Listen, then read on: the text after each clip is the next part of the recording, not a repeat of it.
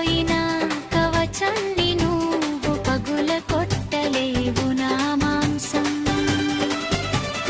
తినాలని నీకు కోరికగా ఉంది కదూ. పరోపకారార్థమిదం శరీరం అన్నారు పెద్దలు. నన్ను నీ నీళ్ళల్లో తలేస్తే నా కవకందాని నక్క పడుతుంది.